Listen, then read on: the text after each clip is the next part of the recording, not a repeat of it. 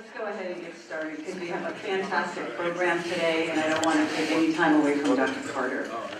Before we do begin though, Tony Spitzman, would you like to lead us in the Pledge of Allegiance?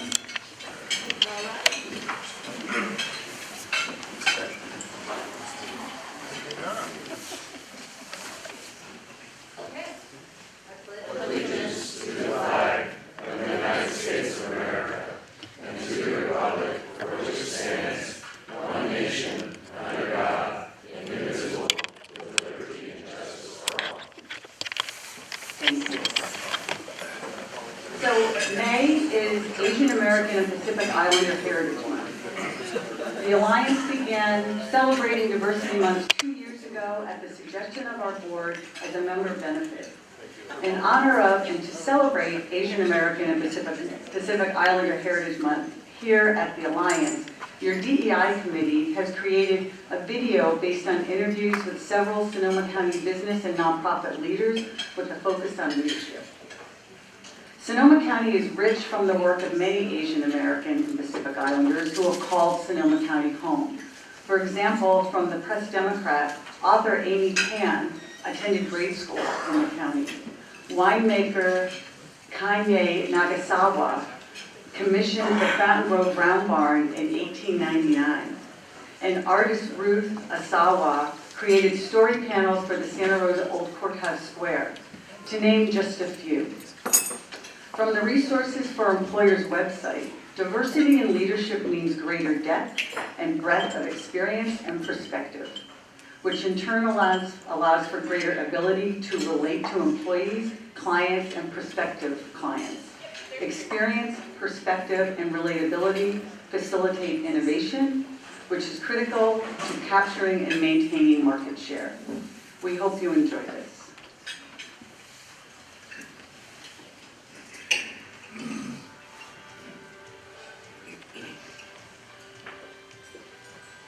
When Congress created Asian Pacific American Heritage Week back in the 70s, I think it was like 1977, that was one of the first times that I felt proud of being Asian American, Japanese American, because I grew up in post-World War II America, and being Japanese, of Japanese ancestry, was not popular. Having a national recognition of Asian Americans, Asian Pacific Island folks was a huge step. Young folks are growing up with that sense of pride in their community or in their ethnicity. I grew up in Hillsburg quite a few decades ago, when really we were one of maybe 2 to 3 Asian families in town, and I didn't really have a lot of Asian role models to look up to. So really, when I come across someone that is interested in taking a leadership role, my initial reaction is go for it.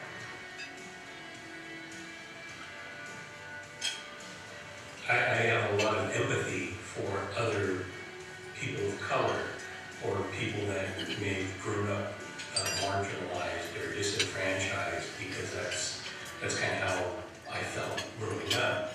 And I always try to remember that everybody has a backstory, and being able to understand that, be empathetic, compassionate, understanding goes a long way to understand how you interact with people.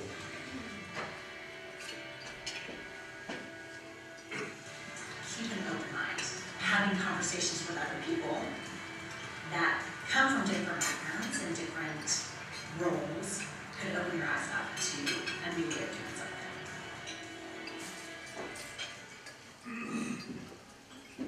Thank you.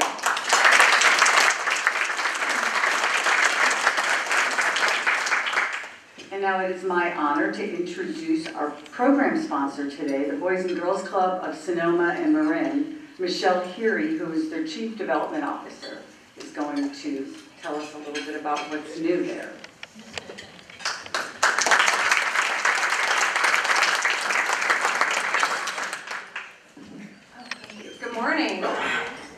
appreciate the introduction, and I want to say thank you to our good friend Ken LaFranchi of LaFranchi Architecture, who sponsored the breakfast today and gave us the opportunity to talk about the work that we're doing at Boys and Girls Clubs, and is generous enough to give us all some delightful pins and coffee mugs on your table, so you may take those. And Ken brought some longtime friends of the Boys and Girls Clubs with him as well, our current board member Park Hafner, and Jerry Ettinger, who started his childhood at the Boys and Girls Club in Healdsburg. So we are grateful to have you fellows here with us. Thanks for being here. Last July, I had the opportunity to come and talk with you about the work that we were doing in Roseland. And the first week of July, we started construction on a brand new building for our young people in that neighborhood. And I'm very excited to tell you that our building is finished. And so in 1 year, we have constructed a 29,000 square foot Boys and Girls Clubs for the 2,600 young people that live in the Roseland neighborhood.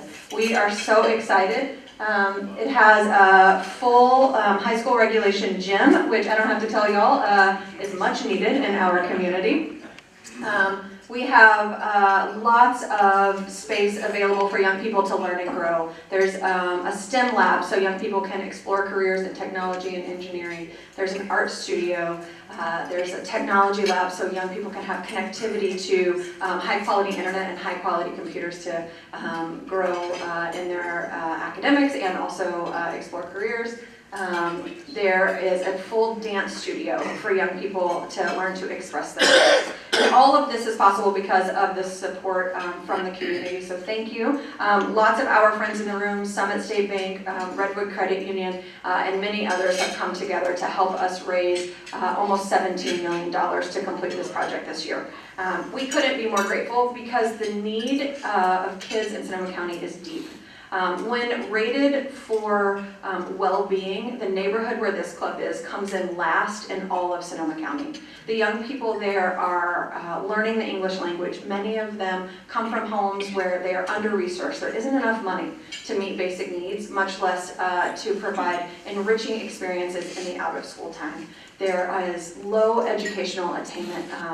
There are the lowest life expectancy in Sonoma County is in the census tract where this club is built.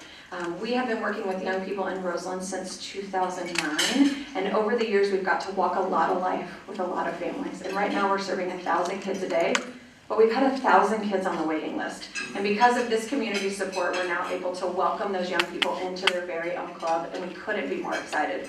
On your tables, there's an invitation for you to join us. We are excited to welcome the community in to see the building and celebrate with us on June 22nd. That's my 3-minute timer. I will encourage you to come and take a look and play with us and grow with us. And if you wanted to do a little adult to kid basketball challenge, we have the opportunity for you. But more, just come and toast the good work for the kids. We have about $1.75 million left to raise on the building, and so we're asking the community to come in and to support and contribute anything that you can to help our young people. So we invite you to come and celebrate with us and look forward to seeing you at the club in June. Thank you.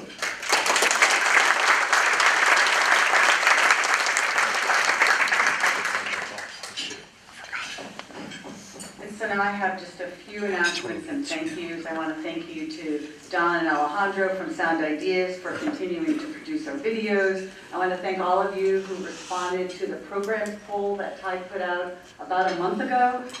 Your voice is important and it informs us so that we can continue to have impactful programs.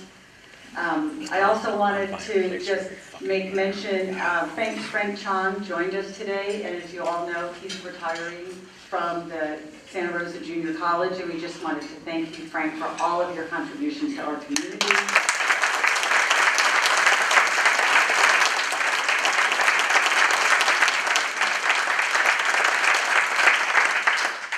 Please remember to pre-register even if you paid for the year in advance. And then lastly, before I turn it over to Ty for her announcements, the Alliance will be participating in the Pride Parade this June. It's June 3rd down at Courthouse Square. It's super fun, and we'll be gathering at about 10 o'clock. The parade is really 2 blocks long, so it's not a heavy lift. So we invite all of you to join us, and there'll be more information on the website. Ty? Oh, and then, I'm sorry, one last thank you. I wanted to thank Jackson Collins from SoCo Private Security, who is our pop-up sponsor this morning. My goodness. All right, good morning, everyone. So I have way too many slides this morning, and I'm going to just jam past them because I really want to get to the presentation with Dr. Amy Carter.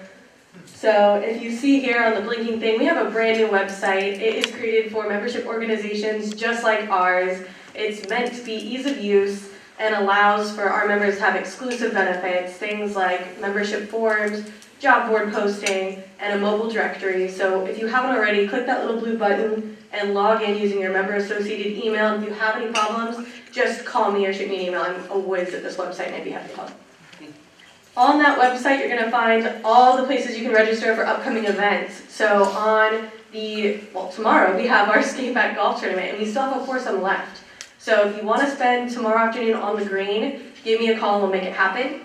We also have our June 7th GMN coming up, and we have our Bocce for Books on the 10th at Taft Street Winery. This again is a fundraiser for our education committee, which is doing amazing work in our community. I'll let Mick kind of have the shine on this one at self-introductions. On June 2nd or 22nd, we have our Biz and Fizz Networking Happy Hour. This is a Folletto, and it's a great opportunity to make a casual connection with some of your fellow members and some guests. So make sure that you log onto our website and use your portal to register for these events, and you'll have access to all those receipts as well. All of these events are associated with some kind of sponsorship. These are opportunities for members to elevate their businesses. You'll find more information on that on your tables on the back of the programs. You'll see a list with my email at the bottom. If you want to sign up, let me know. The pop-up sponsor today will give you a great demo of what that looks like and the benefits of those. It's $100, so thank you, SoCo Private Security, for doing that today. My monthly call out for you to join a committee. I could go on a tangent about this, but I will just leave it that I am so proud of the work that's being done in these committees, and I'm grateful for all the volunteers that generously give their time and their talent into making this work happen for our community. And my dream is that every member sits on at least one committee. So if you need a warm introduction to a committee chair, just let me know. I'm happy to introduce you. A big welcome to all of our new members this month, and thank you to all our renewing members. We're so grateful that you're here. Your voice really matters. And I'll leave it with a call to action. We are at the core a business advocacy group, and it's so important that representation is here so we can make informed decisions for our community. So I encourage you to help us grow and help us diversify. A few ideas on how to do that. I'm not going to leave you hanging. One is invite a guest. Bring someone with you to these GMMs. Let them see what we're about. And number two, spread the word. Let people know what you're doing here and share your pride with being in this organization. And number three, provide a warm welcome to someone you haven't seen today. It's so important that we have an inclusive environment in this space, and so find someone you don't know and tell them how grateful you are that they're here sharing their voice with us. And that's it for me. Thank you.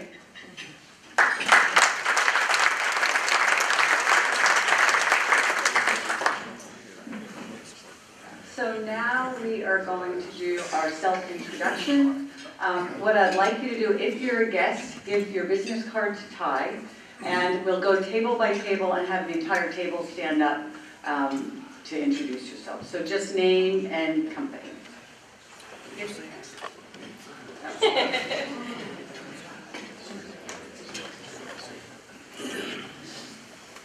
Morning, my name is Ken LaFranchi. I'm an architect, and I have two guests this morning, both of whom have been longtime supporters of the Boys and Girls Club. Park Hafner, who is the owner and winemaker of Hafner Vineyard, and Jerry Edinger, who has Edinger Construction, Edinger Enterprises in Healdsburg, and has, again, been affiliated with the Boys and Girls Club a long time. He has some great stories about boxing at 10 years old in the Boys and Girls Club, but we'll save those for later. So.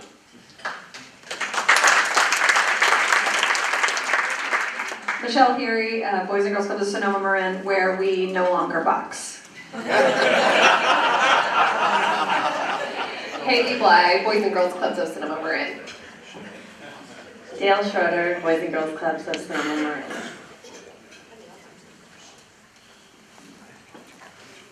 And I'll go ahead and introduce my guests at this table. So if everybody would stand up. So to my left is Melissa Dowling, who is the editor and owner of the Kenwood Press. To To my right is Laura Elmore, the Chief Development Officer from Jack London Historic State Park. And across the table, Angela Ryan, who is the Executive Director for the Sonoma Valley Education Foundation. Thank you. We have Dr. Amy Carter, who is our speaker today. Eric Whitmer's house. And Eric Whitmer's house from SCO. Thank you.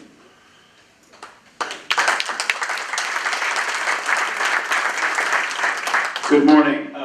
Last time I made announcements about bocce, the microphone was pulled away from me, so I'll be very brief.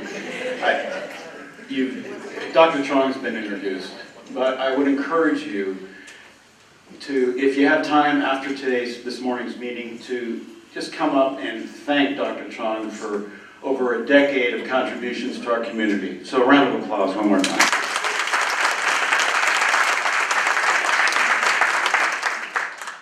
On your tables, there's, unfortunately in the back, we didn't bring enough copies, but the flyer on Bocce for Books is there. And I just want to recognize a few folks. Our sponsors thus far, Taft Street Winery, the Martini family. And there's a common denominator here. Ken LaFranchi, not only Boys and Girls Club, but he's the first to stand up for education with the Sonoma County Alliance. So thank you, Ken, very much. Summit State Bank, Exchange Bank, Kenwood Fence and Lumber have all been sponsors. We have opportunities, again, half a table, etc. Auction items, unbelievable things like gift certificates to Starks and Ricky's East Side or Eastbound and Los Tres Chili's and Trattoria, however you say that. Canaveris, we have golf at Santa Rosa and Fountain Grove. We have a land we're auctioning off. We have 4 Giants tickets, club level. Great food, great camaraderie, great bocce. Please sign up, join us. It's a fun day. Thank you.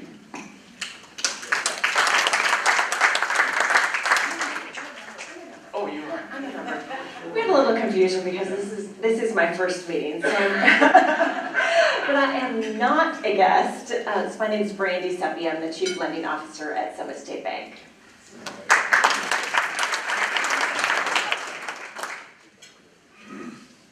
Good morning, Kimberly Waite with Fidelity National Title, and we've got a guest with us this morning, Camille Hedges with Summerfield Waldorf School. She is the Development Associate for Summerfield Waldorf. Welcome. Chris Wilson with the Historic Railroad Square Association. Good morning, Lori Rooney, North Bay Biz Magazine. Maria Peralta, Common Ground Society. Emily King, Common Ground Society. Larkin O'Leary, Common Ground Society. Thank you. Good morning, Melinda Rivera with Pacific Gas and Electric. Morning, John Cregan, Santa Rosa Chief, please. Ross Liscombe, Century 21 Epic. Artie Dexter, Leduc and Dexter, and Super Service Plumbing. Good morning, Ryan Bucksbaum, Next One Staff. Conrad Fernandez, Fidelity National Title. Good morning, Jackson Collins, SoCo Private Security. I have a guest here with me, Rick Cass, also now with SoCo Private Security. I'd like to take a minute of your time and announce that as of April 1st, I'm very happy to say I have purchased SoCo Private Security from John Erbolino, who is remiss that he could not be here today. I plan on carrying on our company's long history in the community of being a paragon of security and community, uplifting our officers, providing fixed site patrol and special event services to everything along the 101 from Eureka on to San Francisco. So again, thank you very much for having us today, and you'll be seeing a lot more of us.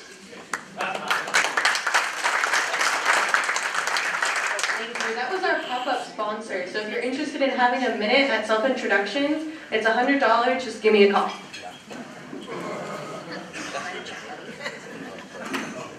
Good morning, Crystal Vega with 707 Promotions. Good morning, Jason Lee from Sonoma County Office of Education. I have many guests with me this morning. First, I'm going to start with Anna Trunell, the Superintendent for Santa Rosa City Schools. We have Gabriel Abavera, the principal of Elsie Allen High School. Monique Luke, the principal of Maria Correa High School. Dr. Kimberly Klissel, the principal at Santa Rosa High School. And Andrea Correa, the principal, save the best for last, right, Andrea? That's right. That's right, the principal at Pioneer High School.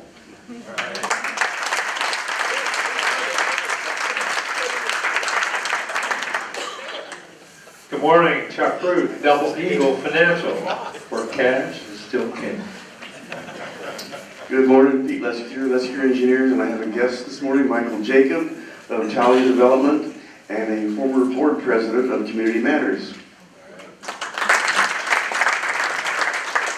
Good morning, Frank Pipgras, Commercial Real Estate. Mark Nelson, Midstate Construction. Carly Rodriguez with Midstate Construction. Trish Griffiths from the Personnel Perspective. Don Mills, Sound Ideas Media, and Couvert Brewery.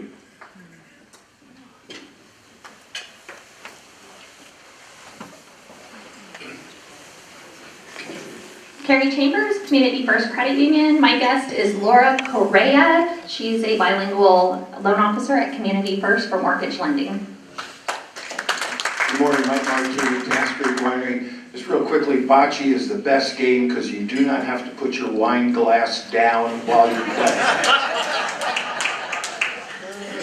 Rick Carlisle, BKF Engineers. Roy Martinez, Exit Strategies Group, M&A and Business Valuations, and very poor motorcycle rider.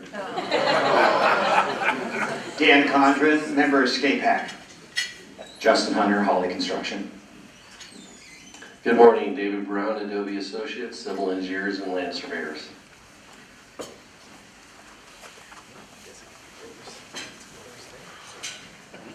Good morning, I'm Rob Sandville from KLH Consulting. Good morning, Laura Magnusdotter, 4C Sonoma Community Child Care Council. Dee Swanheiser, Greenbelt Alliance. Kevin Zuko, ZFA Structural Engineers. Carl Service, TLCD Architecture. Brian Baird, Financial Advisor with New York Life. Dick Dowd, retired and past president of the Sonoma County Alliance. Joe Gaffney, St. Vincent de Paul.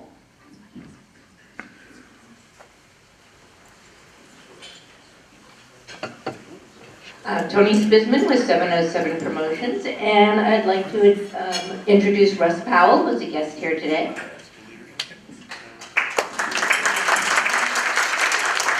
Hi, I'm Annabelle Nygaard. I'm the event director here at the Country Club.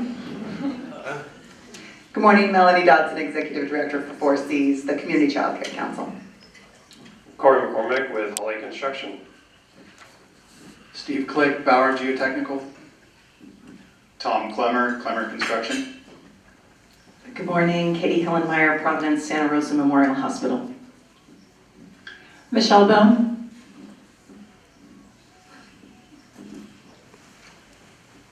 Good morning, Rachel Valenzuela, Superintendent of the Mark West School District, a guest of Victor McKnight, but he was not able to be here today.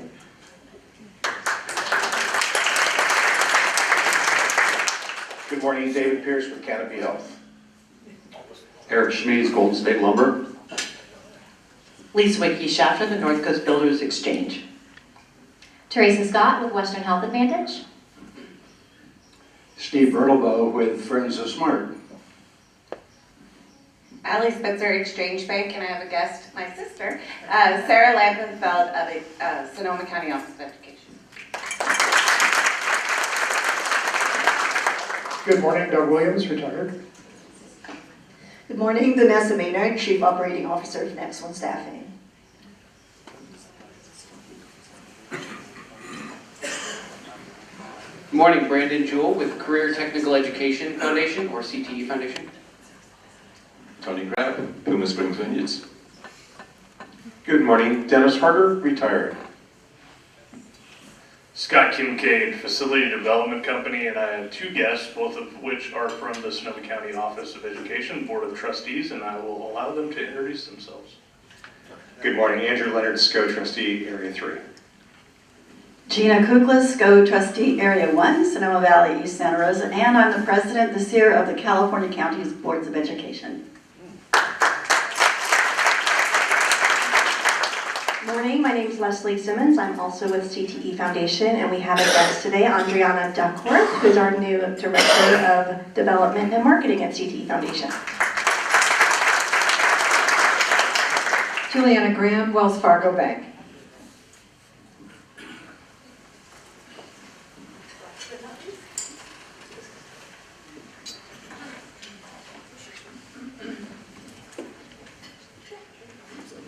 Hi, I'm Erica Vogel from Community Matters. Hi, Michael. Good morning, Scott Ormerod, Leap Solutions Group. Good morning, Samantha Rodriguez, Mayor of Roanoke Park. I'm Ingrid Anderson at Anderson Hedgepath Architects. Hi, I'm John Anderson with Anderson Architecture and Planning. Mark Stapp, Sonoma State University and Santa Rosa City Council. Gary Lentz, Lone Depot Home Mortgage. Gwyneth Shears, Community Matters. Hi, Michael.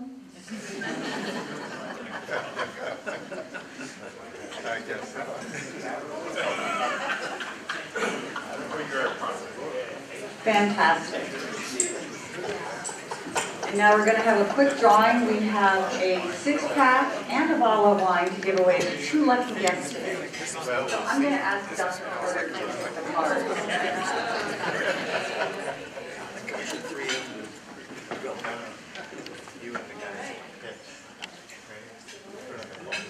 Melissa Dowling from the Kenwood Press and Michael Jacob.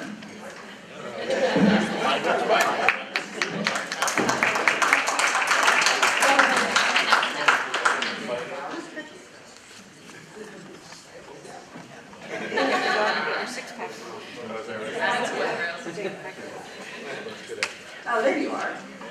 Don't be shy. There you go. And now, it is my great pleasure to introduce our discussion on the state of education with Dr. Amy Carter. Dr. Carter took office as Sonoma County's elected superintendent of schools on January 3rd of this year. Seems like a lifetime. Dr. Carter's priorities include making sure all Sonoma County students have their voices heard in the pursuit of equitable, inclusive educational access and outcomes, expanding and diversifying our teaching workforce, and securing additional funding for our schools. Dr. Carter, a mother to 5 daughters and grandmother of 2, began her career teaching high school English and has taught language acquisition courses for English language learners. She is the first woman to hold the office of Sonoma County Superintendent in nearly 100 years and the first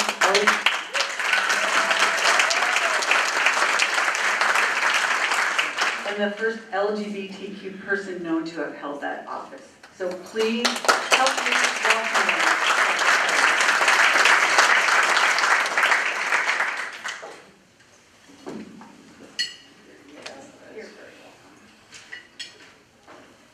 Education.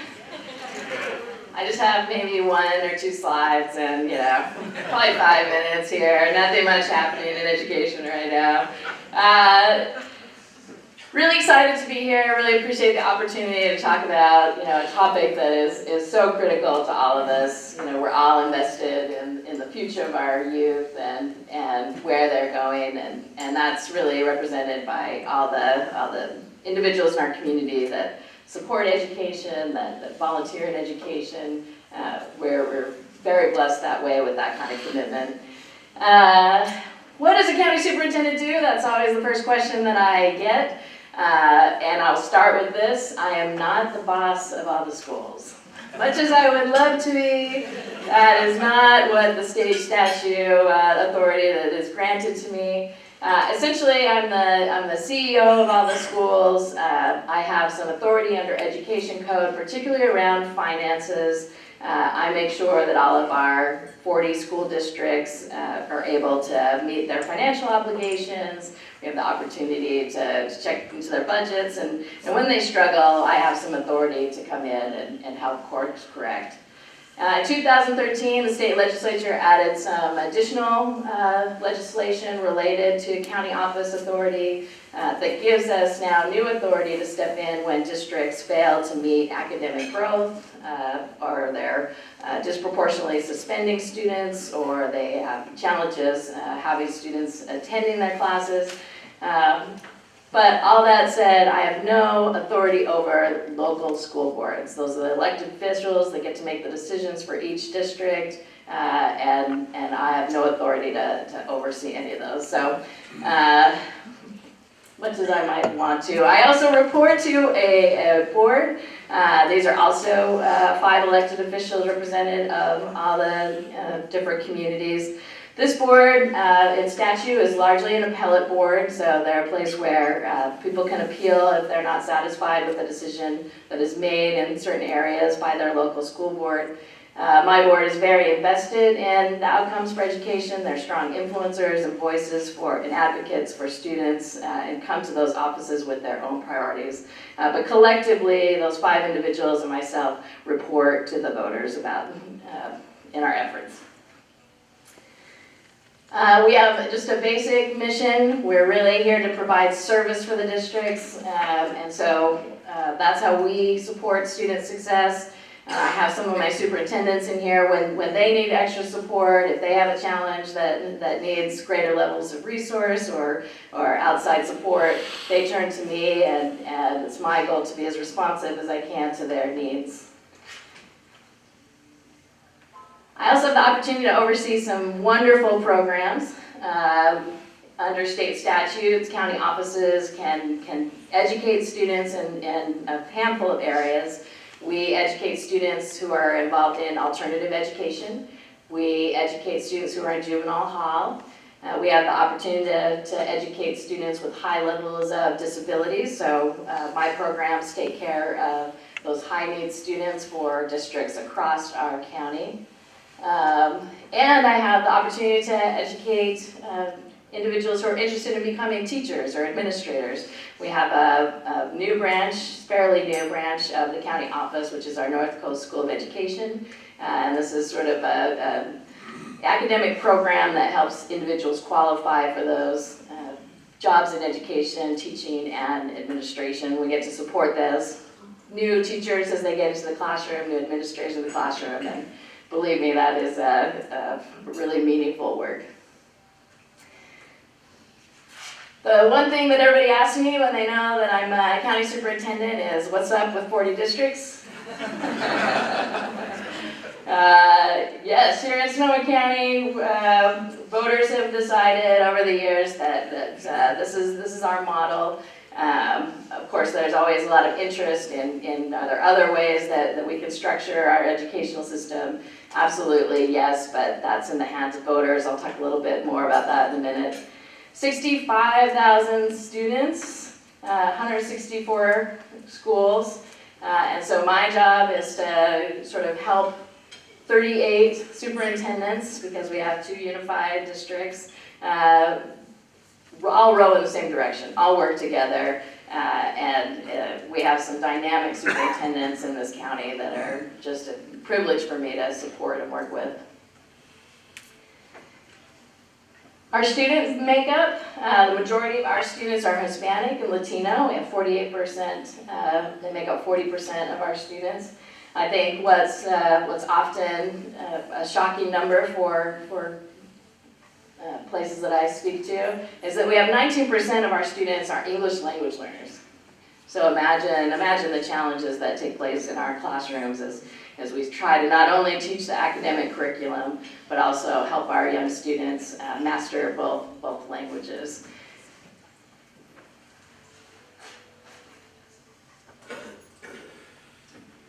I came to this office with a strong priority in equity. There's a lot of research that shows how critical it is that our education leaders and our teachers are representative of the students that they serve.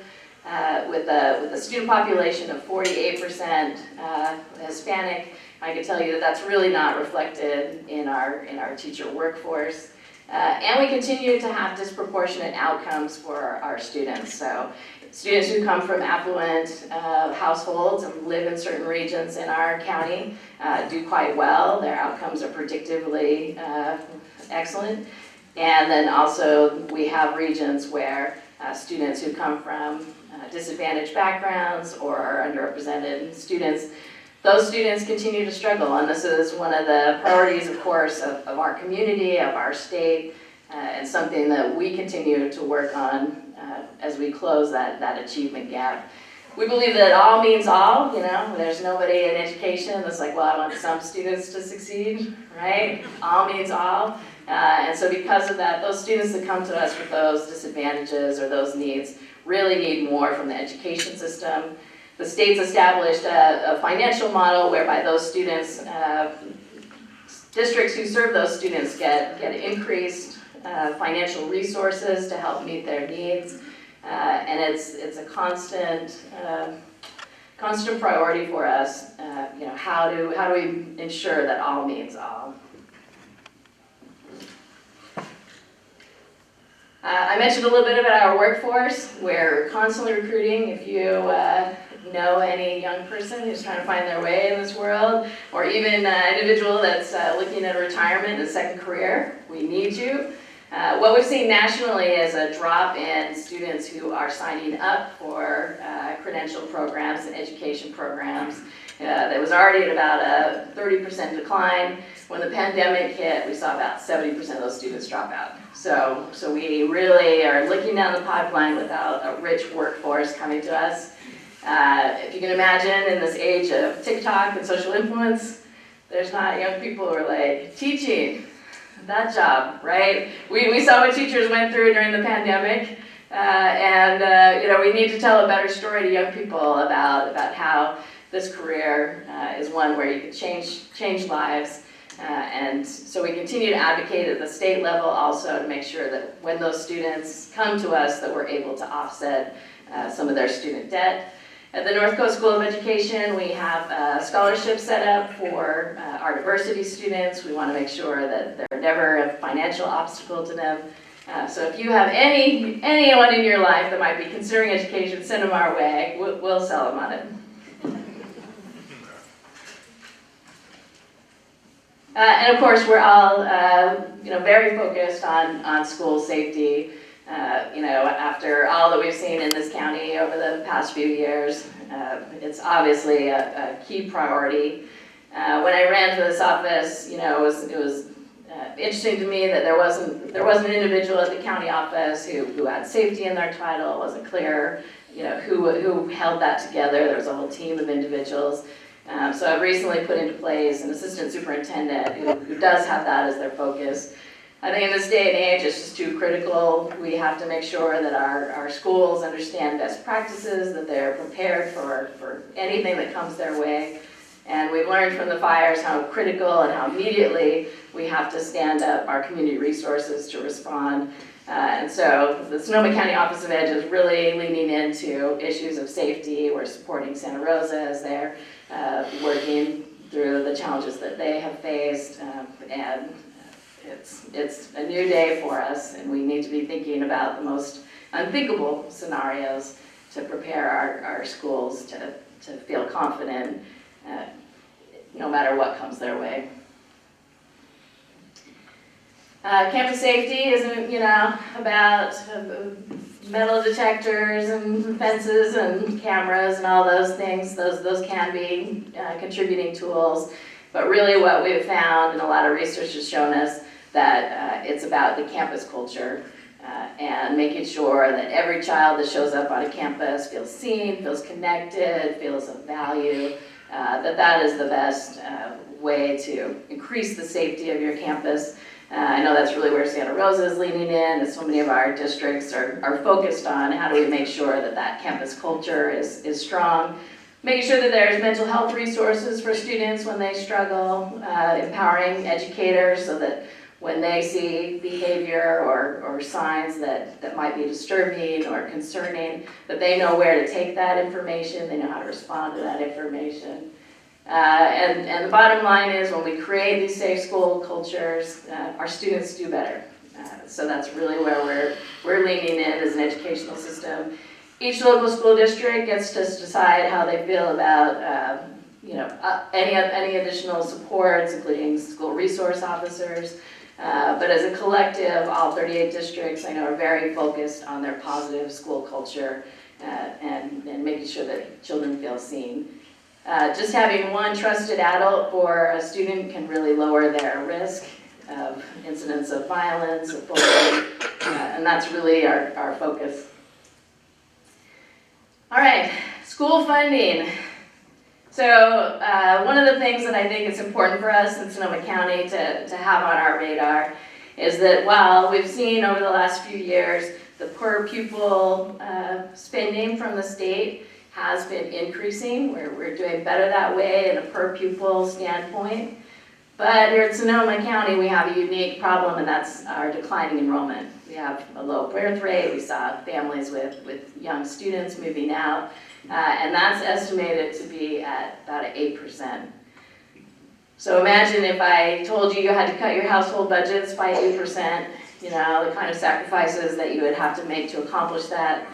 Sadly, those are the kinds of decisions that our local boards are going to have to be making here in the new future. You can see that from Sonoma Valley having to close a school, and there are others to come, and our school boards are really wrangling with how to impact those budget lines and while not cutting too deeply, while making sure that our young people have access to the arts and to sports and all those wonderful things. But you'll continue to see some pretty challenging headlines as our school boards face this declining enrollment. We're considered in the state of California to be the fourth highest enrollment decline. So it's happening everywhere in California, but Sonoma County particularly is at the top. And it's going to impact a lot of the decision making that our local school boards have to make.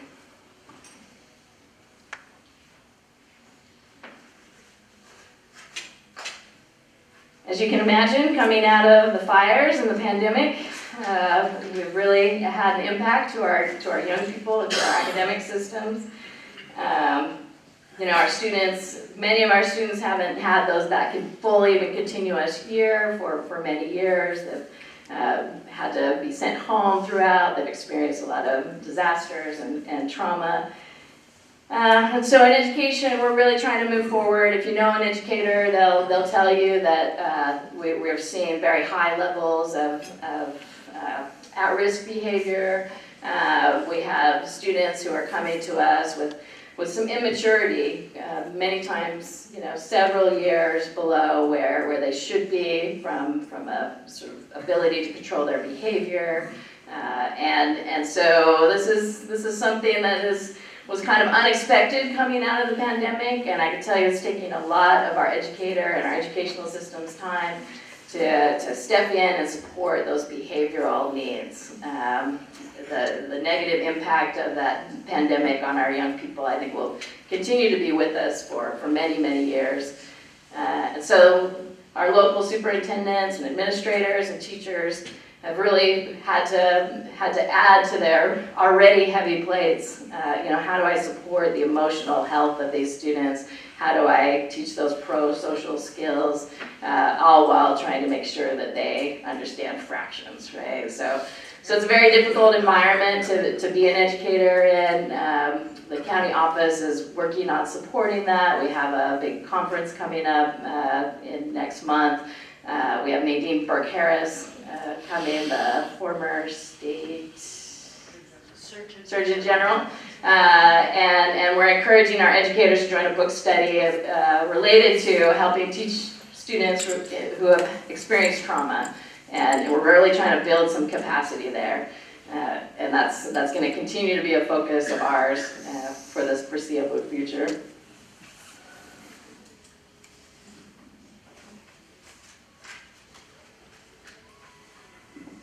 We all know that instruction during the pandemic was kind of meh. Despite the best efforts of our educators, everyone leaned in, they did all they could. Parents were trying their best at the dining room table. But our data shows that, we didn't really hit it out of the park. Surprisingly, there were some young people who did quite well, that saw academic gains. And you can imagine the socioeconomic status of those young people. They tend to have college-educated parents who are working from home. Some of them were up in Tahoe. Those students actually experienced growth during the pandemic. But again, the pandemic was something that just exacerbated the already existing divide between our students and what resources are available. So as an institution, we've got to lean in. We have some students who are 1-2 years behind because of the impact of the pandemic.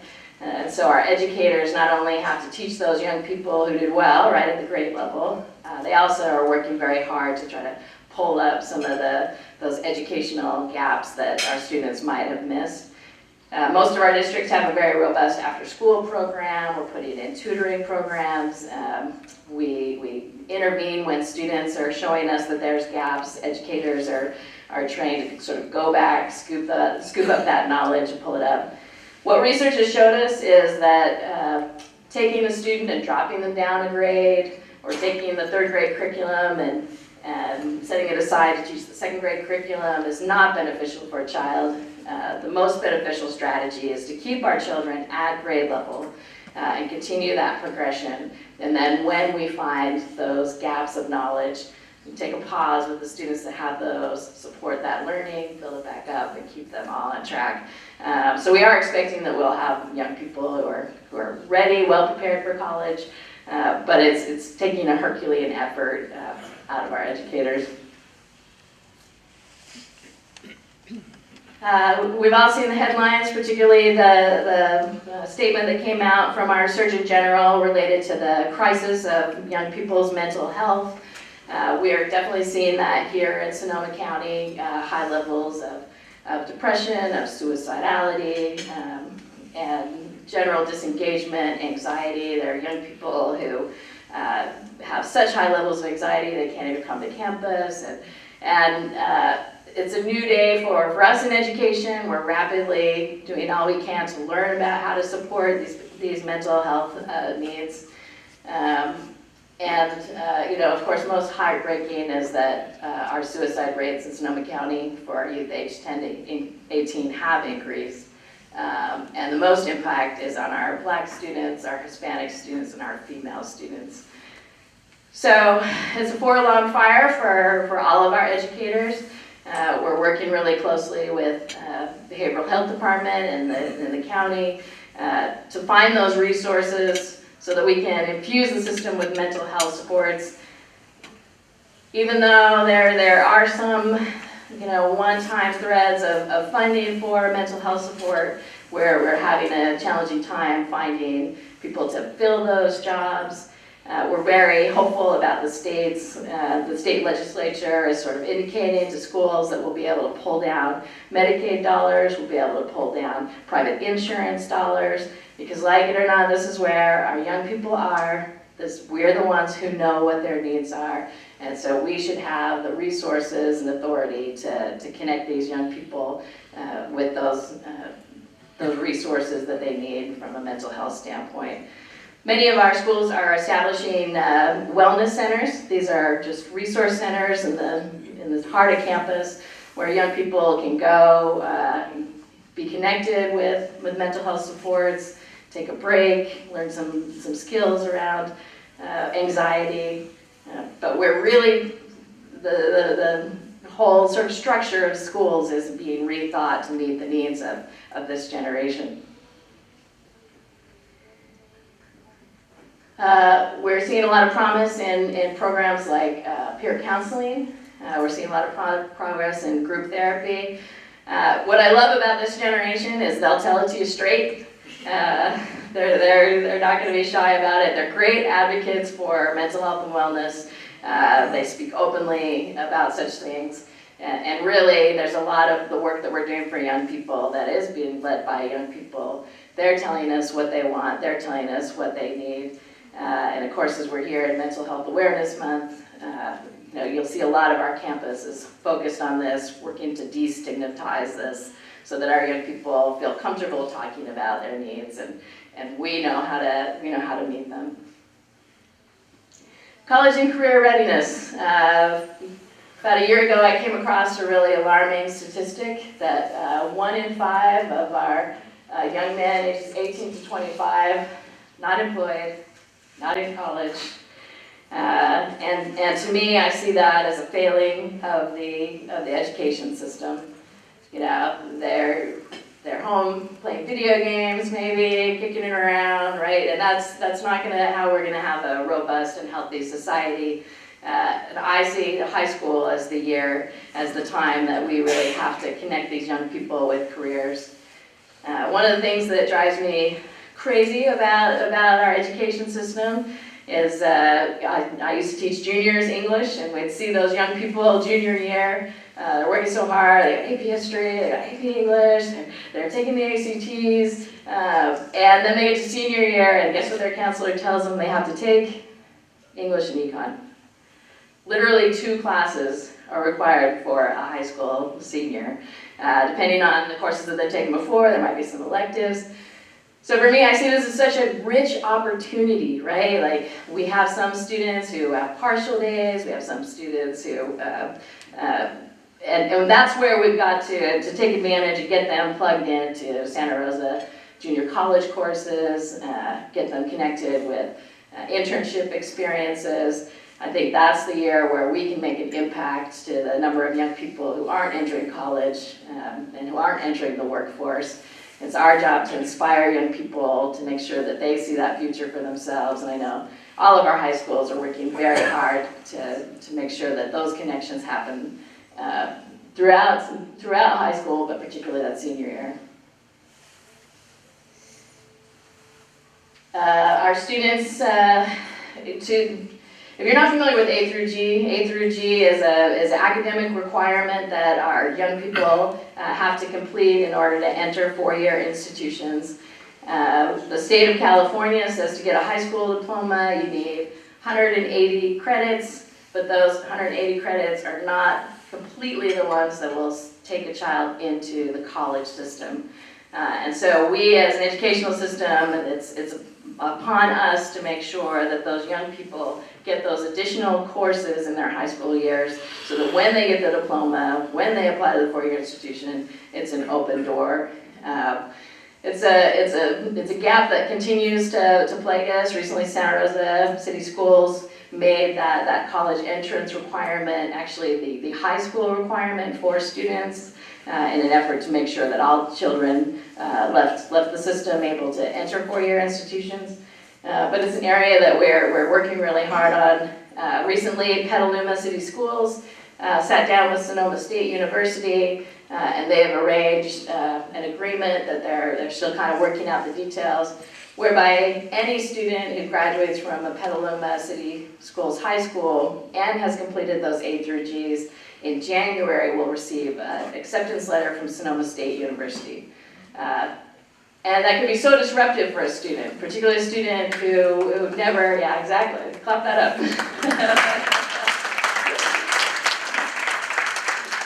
But we have young people who have never thought, hey, you know, I'm a college-bound student, but just getting that letter can make such a difference.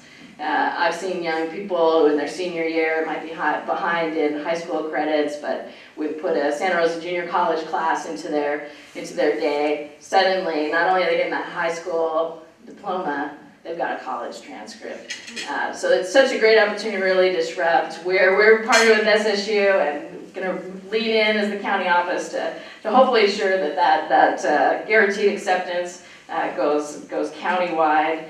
They're open to that and trying to iron out the kinks down in Petaluma.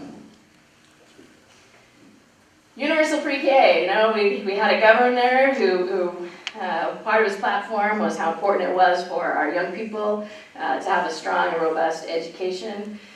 Recent research is showing us that achievement gap, that academic gap that I spoke about that comes from under-resourced communities, that is already exists when they come to kindergarten.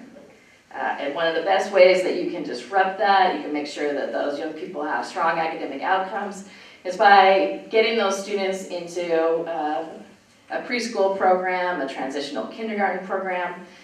So the state legislature have taken our traditional kindergarten through 12 system and expanded us into transitional kindergarten. by I think 24, 25, any 4-year-old in the state of California can go to one of our schools and have a free transitional kindergarten experience. They're also resourcing a lot of other programs, Head Start and local preschool programs, so this isn't just something that is accessible on our school campuses. It's accessible through many different options, but we're all working collectively to make sure that our young ones, particularly those from regions of poverty, have that opportunity to get that best foundation so they can be successful in school.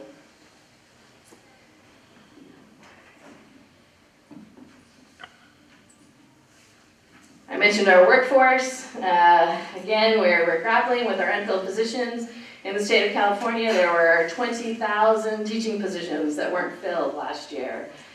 So it's a rampant problem that's plaguing all of our education systems. We currently, if you went onto our hiring website, EdJoin, you'd see many openings. We're constantly looking for educators and people to join our system.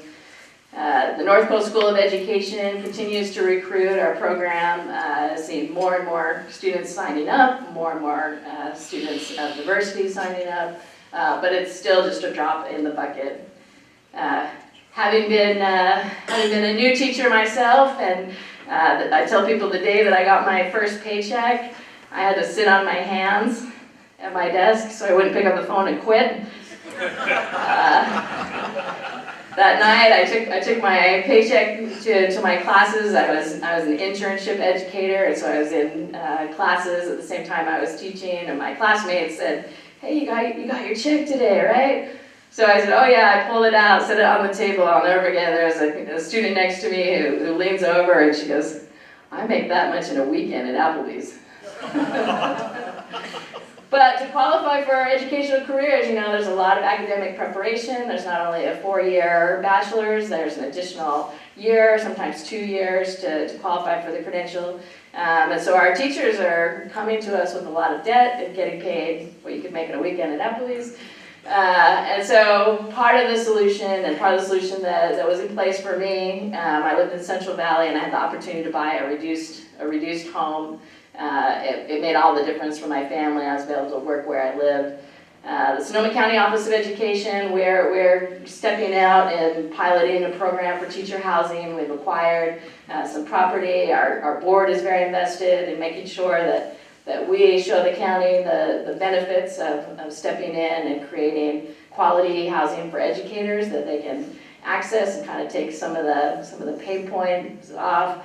And I know a lot of our other districts are also exploring options like that.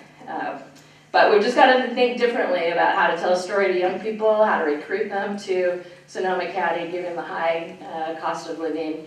And we're all getting really creative around finding solutions for those challenges. It's important in this maelstrom of things that are coming at education to really keep sight of what's important. If you saw the headlines or watched the school board meeting over the last couple of years, you know that there's a lot of societal conflicts and different ideology that is really manifesting in our school board meetings, manifesting in issues around the textbooks that we're teaching, curriculum. And this can be really difficult for our boards to manage, but I think the key thing is to just focus on the needs of young people. That's really what's going to get us through. If we're prioritizing the needs of young people above all else, we're gonna be okay and ride through this difficult time.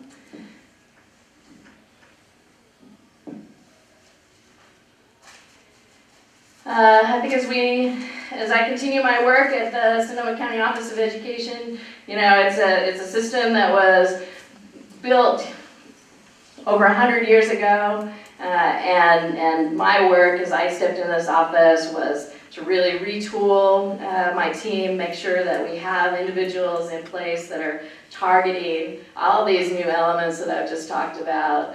It's for the first time in ever with the fires, we stood up a behavioral health team because we knew that we needed to support young people's mental health. After some of our local tragic incidents, we're standing up a safety team. But we've got to be responsible, we've got to adapt to the solutions that might have been in place in the 1970s, even the 1990s just aren't suitable. We're about to be hit, and we are being hit, by ChatGPT and AI. So as educators, we gotta, figure out how to work with that, knowing our young people can just have artificial intelligence write their papers for them. So there's a lot on our plate, and I'm working to realign our teams so that we have individuals and departments on our team that are focused on these critical issues. You may have heard about the unification studies that are taking place. There's one that's taking place in Santa Rosa. Santa Rosa City School Boards asked Sonoma County Office of Education to give them some insight into what would be the fiscal impact of some sort of unification. Could they take some of these surrounding smaller districts, pull them together? Is there a way to shape that could generate more resources for students and kind of eliminate this 40 district little pain point that we've got? And so that study, the financial elements of that study were presented to the school board. That's all available online. They looked at that study and they've asked us to continue to explore a solution that takes all of the Santa Rosa City schools and creates one unified district. The hope there is that there's stronger levels of vertical articulation, less district office and management pieces, and that would benefit all students. So we're completing that report, probably in the fall. We'll have something to bring back to the board. But that study is ongoing. In West County, we did a similar study. The West County High School District asked us to look at those scenarios for some sort of unification of districts there. Once that board sort of saw that there was no financial advantage to a unification, at least not to that particular high school district, they revoked their request. They're not interested in pursuing that, but they have left it in the hands of the elementary districts. There were some scenarios where there were millions of dollars that could be available to that community with some certain restructuring. Just like in Santa Rosa City Schools, there were some scenarios that could generate anywhere from 20 to 40 million. So all that is taking place, but are you going to see our districts unified anytime soon? The answer to that is no. These are merely studies, they're academic exercises, intellectual ways to view this problem. But any solution or any efforts to unify once these studies exist are going to have to come from voters. And so there are several different ways that voters can bring this to the ballot. Involves signatures, involves a local board making a request. So there could be a day where there's a movement to unify, but all of those decisions lay strictly in the hands of the voters, and I have very little authority in that regard. All right, how can you help our schools? I want to let you know about sort of a donation opportunity that we're putting together. In the county of Marin, where I worked for a few years, there was a funding opportunity called Marin Schools Rule. Maybe some of you are familiar with it. And this was a funding model whereby businesses and donors could gift in a way where every single student in the county was able to benefit from their dollars. So it's a very equitable distribution. You give us $1,000, we're going to make sure that every penny goes equally to all students in the county. We'd encourage you to consider running for our school boards.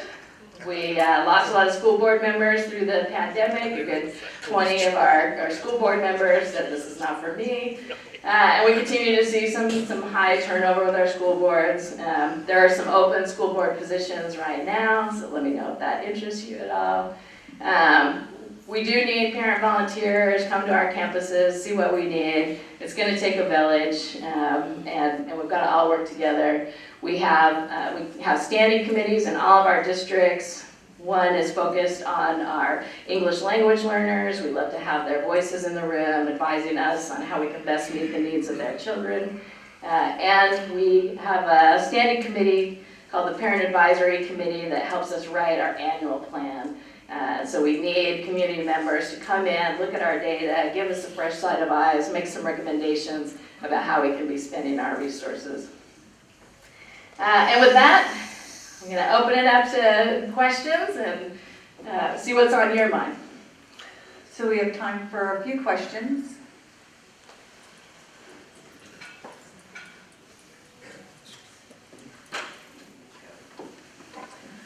Wonderful presentation, thank you so much. I learned a lot already. When you say all means all, I have a question about charter schools and the impact they have on all means all. So in the state of California, we've really seen our state legislature embrace charters in an industry way. I don't think they're going to go away. They're an important part of our system. Charters increasingly over the years have had higher levels of responsibility and accountability placed on them by the state legislature. They have to be tied to one of our districts. They have to have the same oversight that we do with district boards, have to take those tests, those examinations. But I'd say the state legislature sees charters as an opportunity to be innovative and to do some unique things. And so I think they're part of the California education system, at least for the foreseeable future. But what impact for every student? Is there some information about that? I guess I'm not really understanding the question. I mean, well, I guess it's a matter of teachers, would be attracted to charter schools. Maybe they have more money than the general schools. That's what I'm asking. Yep. So most charter schools, they actually, depending on how they're structured, right? There's a lot of different ways you can structure a charter school. But most charter schools really want to try to connect into a school district. They want to try to get their employees tied to the California retirement system. So increasingly you're seeing those kind of knitting together. It's a competitive environment, and they're definitely a piece of the pie. But we do have some charters that are really focused on our English language learners, focused on things like STEM and the arts. So they're a piece of the tapestry, and many students find them the right solution. Thank you, that was a great question. Good morning, and thank you. So, first of all, you've got a very full plate, and it was a great presentation with a lot of information. In the beginning, you had some slides that kind of showed some percentages of demographics and so forth, and throughout the slide you addressed different needs from trauma and things that the kids are dealing with. What I didn't see in the presentation, I'm wondering if you can address, is percentage of children in our schools with special needs. Yep. And where are we going with that in your agenda? Perfect. Yeah, students with special needs, nationally we see about 3 to 8% of our students who need that extra support. I'm the parent of a student that needed that extra support. It's a high priority for us. Here in Sonoma County, the Sonoma County Office of Education is not sort of the principal leader when it comes to those students with disabilities. That resides in the power of our SELPA. This is where we have representative superintendents who come together and make decisions about the financing of the program, the structures of the program.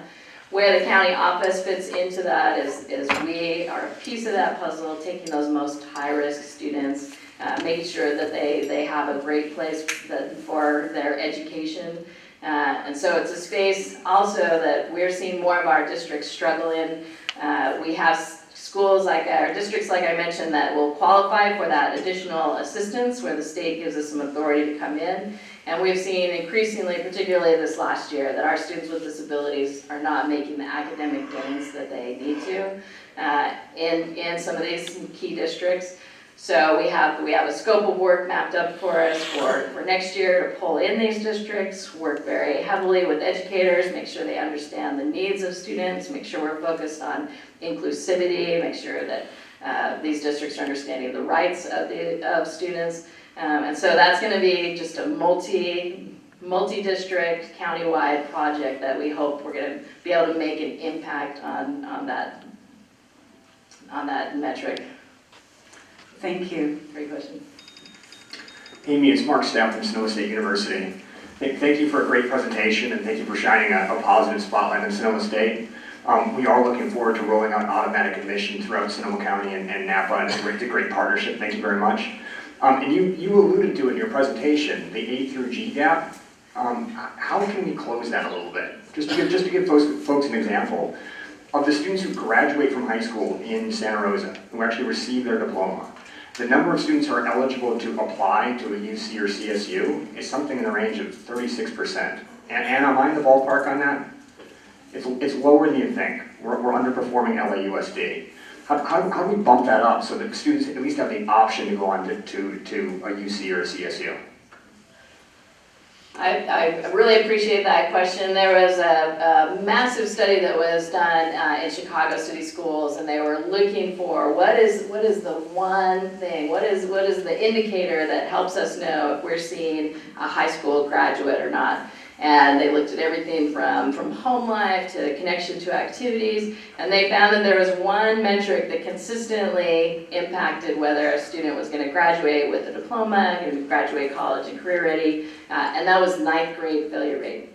So if you think about it, you know, these young students come in from middle school, if they fail math, if they fail Algebra 1, if they fail English, now year 2, they have math, English, and last year's math, English, and so there's just this snowball effect, and in my mind, that's where we go after.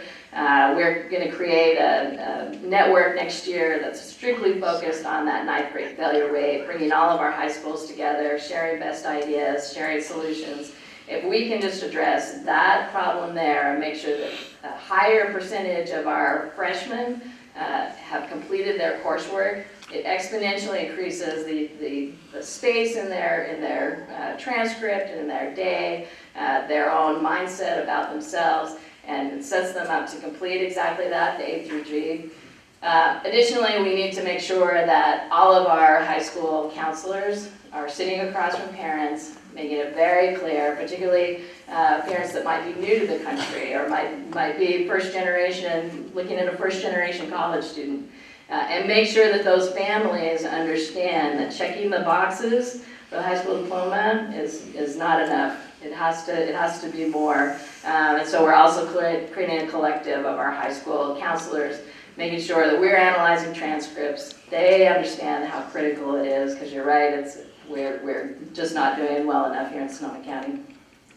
Thank you. We have time for one last question.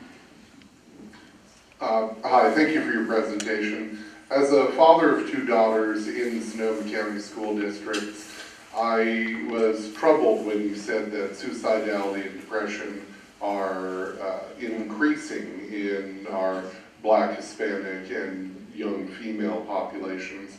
Can you speak more on that? What might be driving that? Yep. I wrote an Closer to Home about a year ago. In my opinion, and the opinion of many of my colleagues, we were ill prepared for the impact of social media on our young people. You know, for many of us when we went to school, there could have been conflict on the playground, there could have been, you know, somebody in school that we didn't get along with, but once we left campus, we went to our homes, we left it behind. For these young people, there is no leaving it behind. They could be in their bedrooms at 1 in the morning and being bullied by other students. They can be scrolling through their phone and getting really morphed idea about the physical body and what their body image should look like. I think that you know, it's been a horrible experiment that we just inflicted on our young people. And to me, I feel like there's a direct correlation. The solution, as I see it, is to, you know, first educate students and parents about limiting that phone use. But I see such great benefit when our young people create an identity that is outside of that they have in school or that they have online. For many of these young people, it seems like even their presence in reality is not as valuable themselves as the stuff that they're posting online, right? So that sort of projecting of that image is where they're identifying. I think you've got to disrupt that. I think you've got to help the young people say, hey, I'm an athlete, right? Hey, I'm a artist. I'm a dancer. We recently we do a countywide survey of our young people to get a sense of how they're doing in our schools. They give us tons and tons of feedback. One of the most poignant elements that we've been excited about is we found out that if you have a young person that is taking a career technical education class, they're going to tell you that their education is more meaningful. They're going to tell you that they have lower levels of depression. Exactly. And I think it's exactly for that reason. They begin to see that they have gifts, they have abilities, they have connections. And so career technical education is a way to disrupt that, as is our athletics and sports. But I see a lot of connections with that high suicide rate with those digital devices in their hands. Well, thank you very much. I'm sorry about that.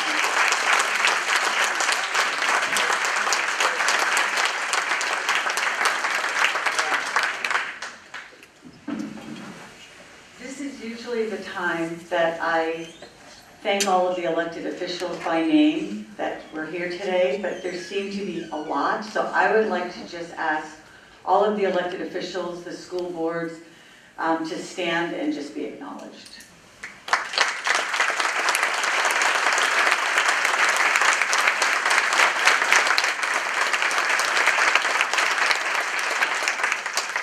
Well, I could have done that. It was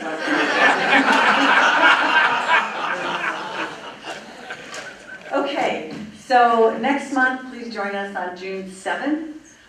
The program details will follow. Remember, June 3rd is the Pride Parade, and there'll be details on our website. Thank you all for coming. If you are a guest, I ask that you consider joining the Sonoma County Alliance. The Alliance is a business advocacy organization. Our strength is our voice, and our voice is our membership. So please join Sonoma County Alliance and contribute your voice. Thank you. Have a fantastic day.